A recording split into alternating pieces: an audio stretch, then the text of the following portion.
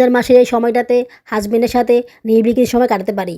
সত্যি অনেক ভালো লাগে এই সময়টা আসলে। স্বামী স্ত্রী প্রত্যেকেরই উচিত কিছুটা নিরিবিলি সময় পার করা, কিছুটা কোয়ালিটি সময় একজন আরেকজনকে দেওয়া। শারীরিক সম্পর্ক তো প্রায় সময় হয়, কিন্তু মনের সম্পর্কটা কখনোই হয় না।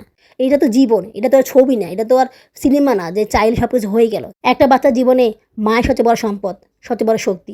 রমজান মাসে মানুষ যদি ইফতার ভিডিও না দেয় তাহলে কিন্তু দেখতে ভালো লাগে না। একটা বিষয় নিয়ে বুঝছো আমি খুব টেনশনে আছি, মানে অনেক টেনশনে আছি। তোমাদেরকে এই ব্যাপারটা আমি বলতে পারতেছি না। তো ওই আপুটাকে আমি অনেক বেশি থ্যাঙ্কস জানাচ্ছি। আপু, তোমাকে অনেক অনেক ধন্যবাদ। তুমি সবসময় আমাকে এরকম পরামর্শ দিবা। তোমার পরামর্শগুলো শুনতে অনেক ভালো লাগে, অনেক বেশি কাজে লাগে। মায়েদেরকে অনেক কিছু হিসাব করে চলতে হয়। খুব বেশি কঠোর হওয়া যায় না, আবার খুব বেশি নরম হওয়া যায় না। সবার সব কষ্ট দূর হয়, সবার সব কিছু হয়, কিন্তু আমাদের মেয়েদের কষ্ট কখনোই দূর হয় না। মেয়েদের যন্ত্রণা কখনোই শেষ হয় না। মেয়েদের টাকা থাকলেও মেয়েরা সব কিছু করতে পারে না। ওদেরকে অনেক কিছু চিন্তাভাবনা করতে হয়, অনেক কিছু ভাবতে হয়, অনেক কিছু ভেবে চিন্তে ওদেরকে একটা সিদ্ধান্ত নিতে হয়। চাইলে ওরা সব কিছু করতে পারে না।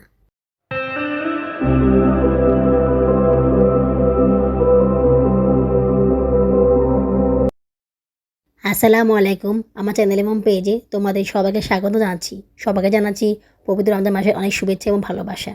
তোমরা সবাই কেমন আছো? আশা করি আল্লাহর রহমতে ভালোই আছো। আমিও ভালো আছি আলহামদুলিল্লাহ। দেশে এবং বিদেশ থেকে যারা আমার ভিডিওটি দেখতেছো তাদের সবাইকে জানাই আমার পক্ষ থেকে আন্তরিক অভিনন্দন ও ভালোবাসা। রমজান মাসে নতুন আরও একটি ব্লগ নিয়ে আবার তোমাদের সামনে হাজির হলাম। এখন ভোর 4টা 10 কি 15 বাজে। তো এখন আমরা সেহরি খাবো, এই কারণে তরকারিগুলো গরম করে নিচ্ছি। মুরগির মাংসগুলো যেহেতু মাটি কুকারে রান্না করেছিলাম, তো এগুলো এখানেই ছিল, এখান থেকে আর সরাইনি। তো এখন একটু পানি দিয়ে গরম করে নিচ্ছি। সিলিন্ডার চুলায় মলা মাছের চচড়িটা গরম করে নিচ্ছি। সিয়ারের সময় ঘুম থেকে উঠে আমি সব কাজ করে নেই।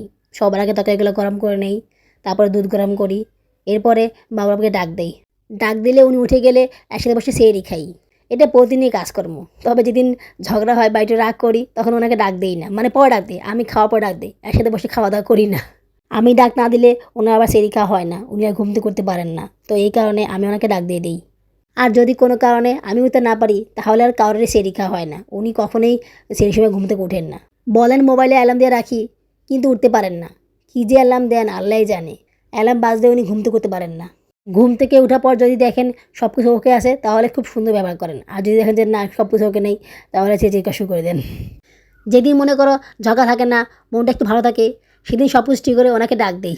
দেখেছো কত ধোঁয়া, হিট বেশি দিলে ধোঁয়া বেড়ে যায়, মানে এত ধোঁয়া বেড়ে যায় যে চোখে কিছু দেখা যায় না। মাল্টি কুকারটা ভালোই, মুরগি মাংস ভালোই রান্না করতে পারলাম। তবে হিটেরই সমস্যা। মনে করো যে হিটে একটু খেয়াল করে দিতে হয়, মানে কখন লো হবে কখন হাই হবে এটা একটু বুঝে শুনে করতে হয়। লোয়ের জায়গায় হাই দিলে হবে না, আবার হাই জায়গায় লো দিলে হবে না, তাহলে কিন্তু অনেক সমস্যা হয়ে যাবে।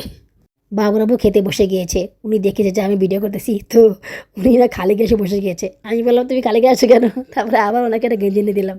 পরে উনি গেঞ্জিটা পরে বসিল। মেয়ে মানুষের কাজের শেষ থাকে না, টুকটাক কাজ থেকেই যায়। সব কাজ ছেড়ে এসে বসতেও সময় লেগে যায়। দেখো না, উনি আমার আগে এসে বসে খাওয়া শুরু করে দিয়েছে। একটু অপেক্ষাও করলো না, আগেই ওনার খাওয়া শুরু হয়ে গেছে। যাই হোক, আমিও খেতে বসলাম আলহামদুলিল্লাহ। রমজান মাসের এই সময়টাতে হাজবেন্ডের সাথে নিরিবিলি কিছু সময় কাটাতে পারি। সত্যি অনেক ভালো লাগে এই সময়টা আসলে। সারা বছর তো এত সময় পাওয়া যায় না। সারা বছর কখনোই ওনার সাথে এইভাবে করে নিরিবিলি সময় কাটাতে পারি না। কখনোই বসাই হয় না, কীভাবে বসা হবে বলো?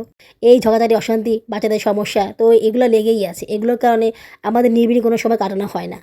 হ্যাঁ, ইচ্ছা থাকলে অবশ্যই উপায় হয়, কিন্তু সেই ইচ্ছেটাই হয় না। কীভাবে হবে বলো? ওনার যে ব্যবহার, উনি খারাপ ব্যবহার করে, চেঁচিয়ে করে, এরকম ব্যবহার করার পরে কি আর কারো ইচ্ছা হয় যে স্বামীর সাথে বসে নিরিবিলি সময় কাটাতে বা কিছু কথা বলতে? আমার তো ইচ্ছা করে না। আমার কোনোভাবেই না এগুলো ইচ্ছা আসে না, বুঝতে পারছো আপুরা? মানে আমার মন থেকে না আসে না। যে মানুষ আমার সাথে খারাপ ব্যবহার করে, চিল্লাচিল্লি করে, গালাগালি করে, আমার কষ্ট বোঝে না, আমারই বুঝে না। মানে আমি যে সারাদিন কতটা কষ্ট করি, 4টা বাচ্চা নিয়ে কতটা স্ট্রাগল করি, এগুলো না উনি বুঝতে চায় না। উনি মনে করে কি আমার এগুলো কোনো কাজই না। মানে উনি বাসা আসার পরে উনি চায় সব কিছু ওকে থাকবে, ঠিক থাকবে। এটা তো জীবন, এটা তো আর ছবি না, এটা তো আর সিনেমা না যে চাইলে সব কিছু হয়ে গেল। সিনেমাতে বা সিরিয়ালে দেখবা যে মহিলারা সাজগুজ করে এক গাদি গহনা পরে বসে সামনে অপেক্ষা করে, একসাথে খায়, একসাথে রোমান্টিক কিছু সময় কাটায়। কিন্তু বাস্তবে কি সেটা হয়? বাস্তবে কি সেটা সম্ভব? না, সম্ভব না। বাস্তবে সেটা কখনোই হয় না, কারণ বাস্তব আর সিনেমা সম্পূর্ণ ভিন্ন। সিনেমাটা হচ্ছে মানুষের অন্তরের একটা বহিঃপ্রকাশ। মানে মানুষ যেভাবে চায় সেভাবে করে সিনেমাটাকে তৈরি করে। ওদের মনের ইচ্ছাগুলো সিনেমার সাহায্যে ফুটিয়ে তোলে। এখন সেটা বাস্তবসম্মত হতে পারে, আবার নাও হতে পারে। তবে ম্যাক্সিমামই সেটা বাস্তবসম্মত নয়, ম্যাক্সিমামই সেটা অবাস্তবিক থাকে। কারণ সব কিছু মানুষের জীবনে ঠিক থাকে না, সব কিছু মানুষের জীবনে সুন্দর থাকে না। তার মানে এই না যে সব কিছুই অসুন্দর থাকে বা সব কিছুই বেঠিক থাকে। মাঝে মধ্যে কিছু জিনিস ঠিকও থাকে, যেমন আমাদের মধ্যে। তো সেহরির এই সময়টাতে আমাদের মধ্যে সম্পর্কটা খুব ভালো থাকে। বাবা খুব ভালো ব্যবহার করে। আর আমিও খুব ভালো ব্যবহার করি। জানি না আসলে আল্লাহ পাকের রহমত, রমজান মাসের ফজিলত। এই সময়টাতে না উনি আমার সাথে খুম ভালো ব্যবহার করে, সেহরির সময়টাতে আরকি। বাসার সময় তো খারাপ ব্যবহার করেই। তবে সেই সময়টা না উনি খুব ভালো ব্যবহার করে। একসাথে খাওয়া-দাওয়া করি। তো একসাথে আমরা কথা বলি, কুশল বিনিময় করি। তো ২ একটা কথা বলা হয়। তো মনের সম্পর্কটা খুব বেশি ভালো হয় আরকি। বলতে পারো আমরা একান্তে নিরিবিলি কিছু সময় পার করতে পারি। কিছুটা কোয়ালিটি সময় পার করতে পারি। এটা আসলে আমাদের জীবনে হয় না। বিশেষ করে সারা বছরে হয় না। রমজান মাসে এই সময়টাতে যে কাজটা হয় এটা কিন্তু সারা বছরে হয় না। স্বামী-স্ত্রী প্রত্যেকেরই উচিত কিছুটা নিরিবিলি সময় পার করা। কিছুটা কোয়ালিটি সময় একজন আরেকজনকে দেওয়া। শারীরিক সম্পর্ক তো প্রায় সময়ই হয়, কিন্তু মনের সম্পর্কটা কখনোই হয় না। এই সম্পর্কটা যদি ঠিক থাকতো না, তাহলে সবসময় আমাদের অশান্তি, ঝগড়া, বিবাদ এগুলো কিছুই হতো না। কিন্তু এই সম্পর্কটা আমাদের ঠিক থাকে না। কারণ এই সম্পর্কটা ঠিক করতে হলে দুজন মানুষের অংশগ্রহণ লাগবে। শুধুমাত্র একজন মানুষের চেষ্টা থাকলে হবে না। দুজন মানুষের চেষ্টা থাকা লাগবে, চাওয়া থাকা লাগবে। কিন্তু বাবুর আব্বুর তো সেই ইচ্ছা নাই, সেই চেষ্টাও নেই, সেই চাওয়াও নেই। আমি অনেক সময় ট্রাই করি, বাট ওনার কারণে কিছুই হয় না। কীভাবে হবে বলো? স্বামী-স্ত্রী একসাথে বসে কিছু কথা বলবে, কিছু সময় কাটাবে, এক জায়গায় ঘুরতে যাবে, একটু ভালো-মন্দ খাবার খাবে, সেটা তো হয় না। যেমন ধরো উনি বাসায় আসে, আসার পর আমি ওনাকে সালাম দেই। উনিও খুশিতে সালামের উত্তর দেন, ঘরে ঢোকেন। ঘরে ঢোকার পরে তারপরে শুরু হয়ে যায়, বাচ্চারা খাওয়া-দাওয়া করে নাই বা বাচ্চারা খেলে ওরা ঘুমায় নাই কেন? মানে ওনার কমপ্লেইন থাকবেই, মানে ওনার কমপ্লেইনের শেষ নেই। উনি বাইরে এসে সব কিছু ঘরে এনে মিটায়। বাইরে ঝামেলা, বাইরের যত সমস্যা সব ঘরে এনে সেটা ঝাল মিটায়। কখনোই আমার ব্যাপারটা বুঝতে চেষ্টা করেন না। তারপর আমি চেষ্টা করি ওনার সাথে ভালো ব্যবহার করার। ওনার সাথে হাসিমুখে কথা বলি। ওনাকে বলি যে, "তুমি কেন এরকম করতেছো? বাইরে থেকে আসছো, একটু বসো, ফ্রেশ হও। তারপরে তুমি এসে বলো।" না সে তারপর তার চিল্লাচিল্লি, তার খারাপ ব্যবহার এগুলো চলতেই থাকে, বুঝছো? তো একটা মানুষ কতক্ষণ সহ্য করে বলো? তারও তো রাগ লাগে। সে যেমন বাইরে থেকে কাজ করে আসে, ঠিক তেমনি আমি তো সারাদিন ঘরের কাজ করি। তার বাইরের কাজে ইম্পর্টেন্স আছে, আমার ঘরের কাজে কোনো ইম্পর্টেন্স নেই? আমি মানুষ না? আমার কি জীবন নাই? আমার কি মন নাই? আমারও তো ইচ্ছা করে তার কাছ থেকে কিছু ভালো ব্যবহার পেতে। আমারও তো ইচ্ছা করে তার সঙ্গ পেতে। কিন্তু সে কি সেটা করে? করে না। আগে আমি অনেক ট্রাই করতাম, কিন্তু এখন না সেই ট্রাই করি না। কারণ ওনার ব্যবহারে না সব কিছু মরে যায়। সব কিছু শেষ হয়ে যায়। উনি যখন ব্যবহার করে তখন আর কোনো কিছু করতে ইচ্ছা করে না। বাবুরাবু সকালবেলা ৳২০০ দিয়ে গিয়েছে। ৳১০০ নিমড়েজে দেওয়ার জন্য আর ৳১০০ বাজার করার জন্য। নিমড়েজে দেওয়ার সময় ওনাকে ফোনে বলেছিলাম যে, "টাকা সব শেষ হয়ে গিয়েছে। বাকি কিনে টাকা খরচ করে ফেলেছি। তুমি আর ৳১০০ দাও।" তো ওই ফার্মেসির লোককে বলে আর ৳১০০ নিলাম। বাঙ্গির দাম চরম। অনেক দাম বাঙ্গির। ৳১২০, ৳৪০ কেজি। আমি তো পুরা আমার তো মনে করছি বাঙ্গি খেতে খুব ভালো লাগে। রমজান মাসে বাঙ্গি খেতে অনেক ভালো লাগে। তো আমি করেছি কি জায়ান্ট স্কুলের সামনে গিয়েছিলাম। ওখানে আবার দাম একটু কম। তো ওই স্কুলের সামনে ওদিকে গিয়ে বাঙ্গি নিয়ে আসছি, বুঝছো? এই বাঙ্গিটার দাম নিচ্ছে ৳৫০। ভাবতে পারো?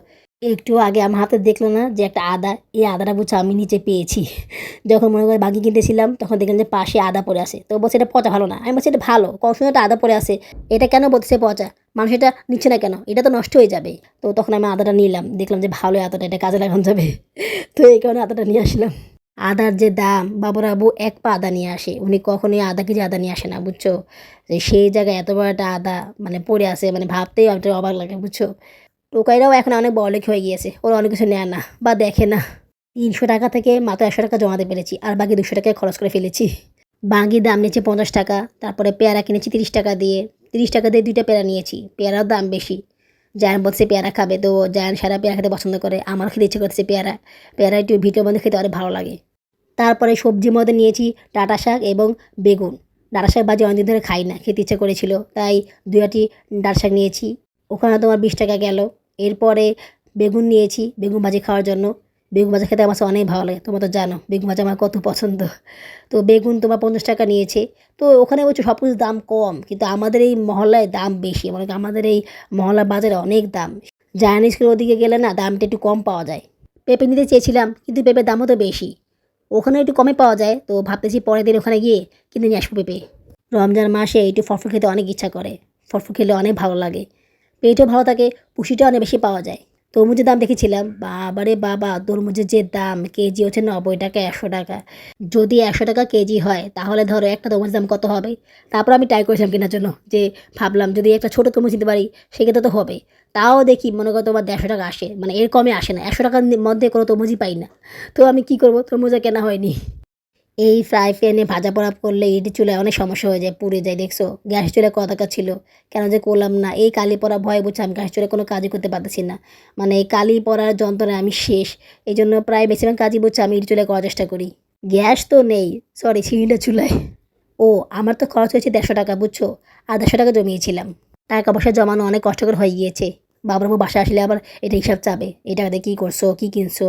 মানে উনি এমন ভাব করে যে উনি কত টাকা দিয়ে গেছে আমাকে। এই কারণে আমি অনেক আগেই বলে দিয়েছি যে তোমার বাঙ্গি, পেয়ারা এবং সবজি কিনে সব টাকা খরচ হয়ে গিয়েছে। আমার কাছে কিন্তু আর কোনো টাকা নেই। উনি জানে যে ফলের দাম বেশি, এই কারণে আগে কিছু বলেনি। আমি অনেককে বলেছি যে আধা কেজি পেয়ারা কিনেছি।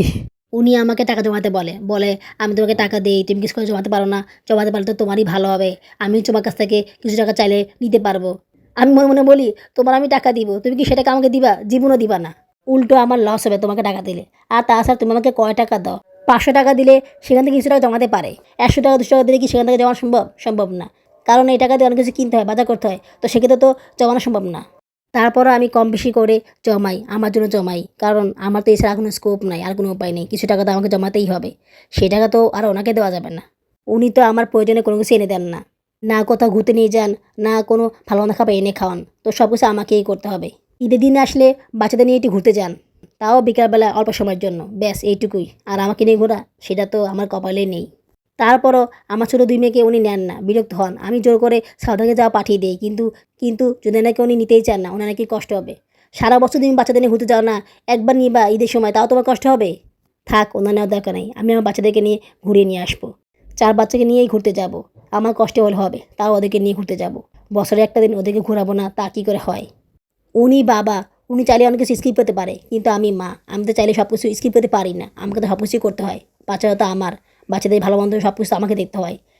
আমি যদি বাচ্চাদের ইচ্ছা অনিচ্ছা পূরণ করতে না পারি, তাহলে বাচ্চারা কোথায় যাবে? বাচ্চারা কার কাছে ওদের ইচ্ছা পূরণ করবে?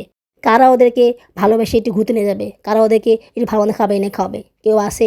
না, কেউ নেই।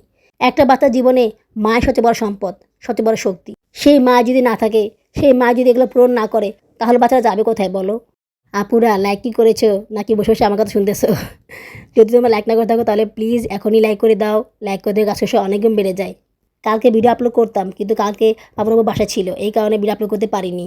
তাছাড়া পরশুদিন রান্নাবান্না করেছিলাম অনেক, তো যার কারণে রাত হয়ে গিয়েছিল। রাতের বেলা আর পৌঁছিতে পারিনি। আমি না চেষ্টা করি সারাদিনের কাজকর্মটা তোমার সাথে শেয়ার করার।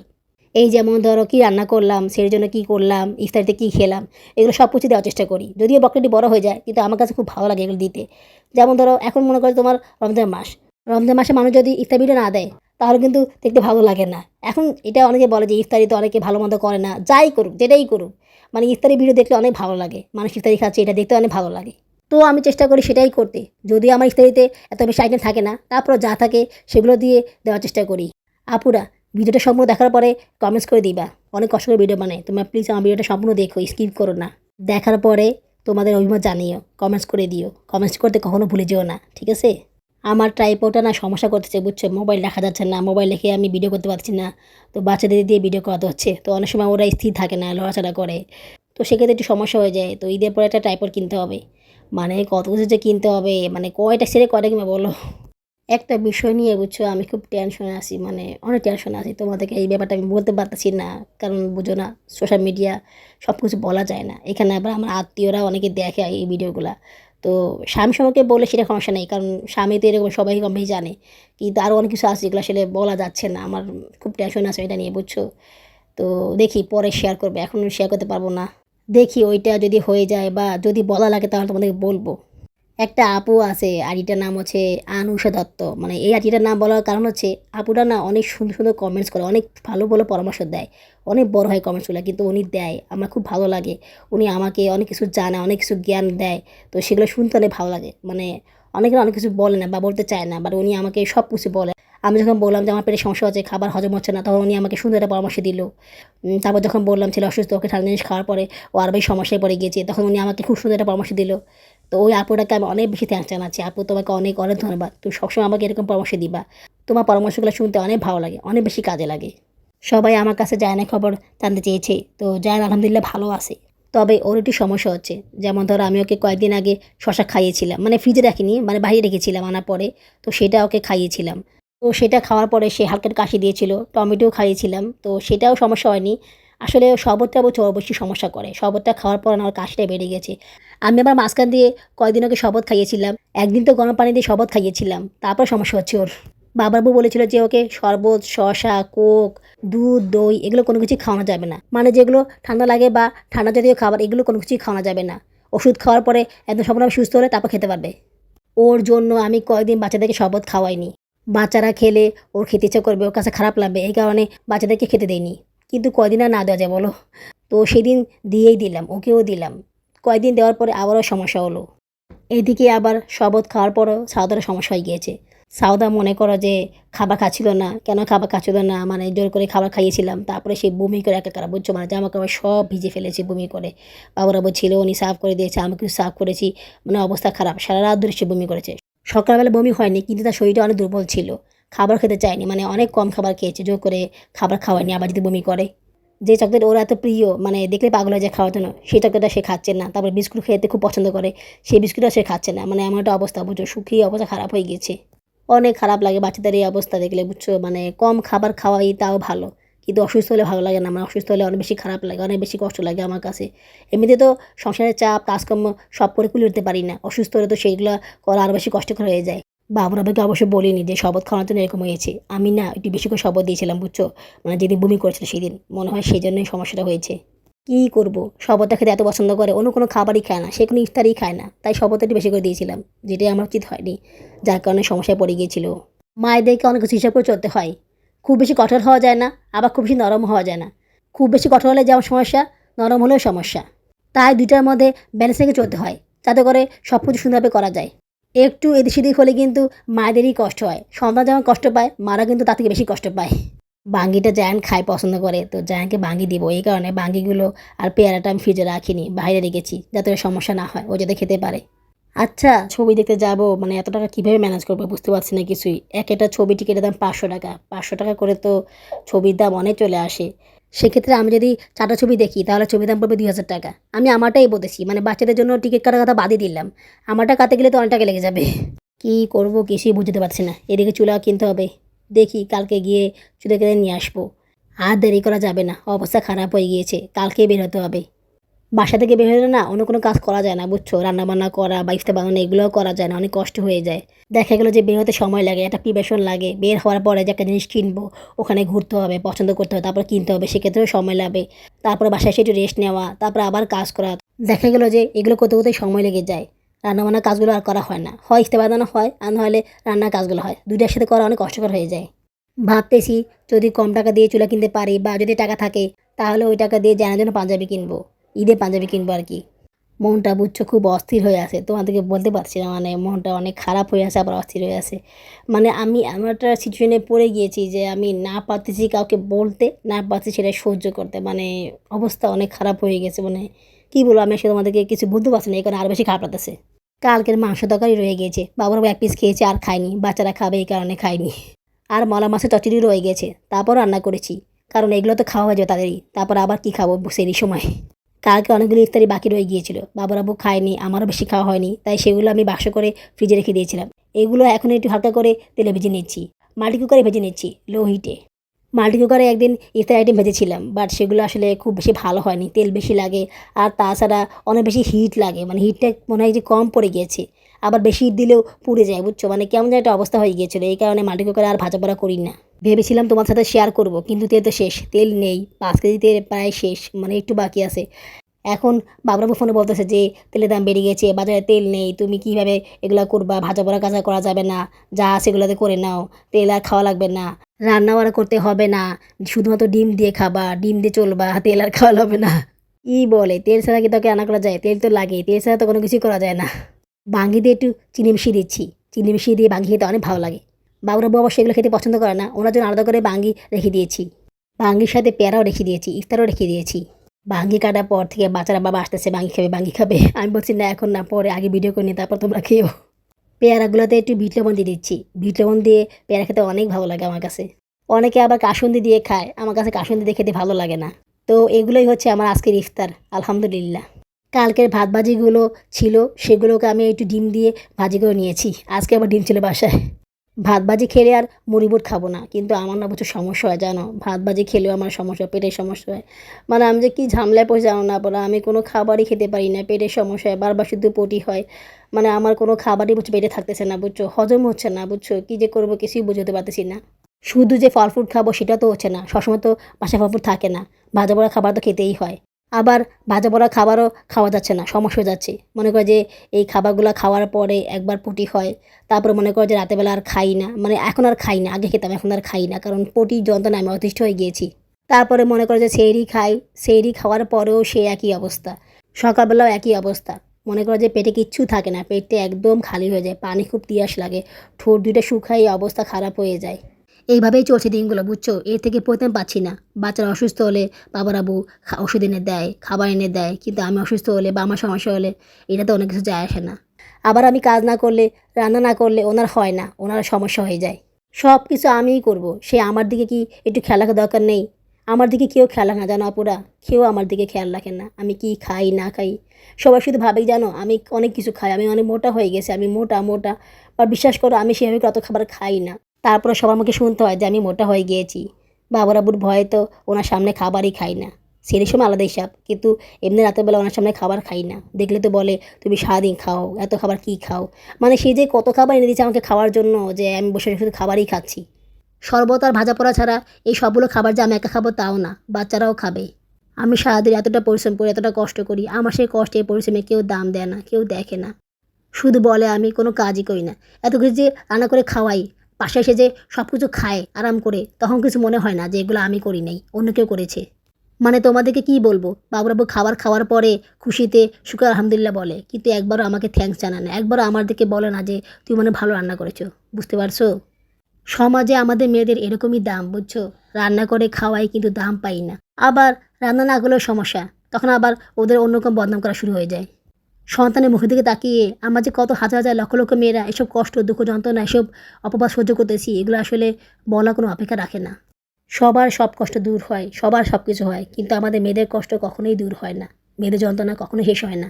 তারপর আলহামদুলিল্লাহ আল্লাহ পাক যে আমাদেরকে একটু ভালো রাখতেছে বা ভালোভাবে থাকার জন্য ব্যবস্থা করে দিতেছে, এতেই অনেক খুশি। সব কিছু যে আমরা মেয়েরা পাবো সেটা তো আশা করা বোকামি, তাই না? সব কিছু মেয়েরা পায় না। ছেলেরা অনেক সময় অনেক কিছু পায়, টাকা দিয়ে ছেলেরা অনেক কিছু করতে পারে, অনেক কিছু নিতে পারে, বাট মেয়েরা সব কিছু করতে পারে না। মেয়েদের টাকা থাকলে মেয়েরা সব কিছু করতে পারে না, ওদেরকে অনেক কিছু চিন্তাভাবনা করতে হয়, অনেক কিছু ভাবতে হয়, অনেক কিছু ভেবে চিন্তে ওদেরকে একটা সিদ্ধান্ত নিতে হয়, চাইলে ওরা সব কিছু করতে পারে না। আজ এটুকুই, আগের ব্লগে দেখা হবে। আল্লাহ হাফিজ।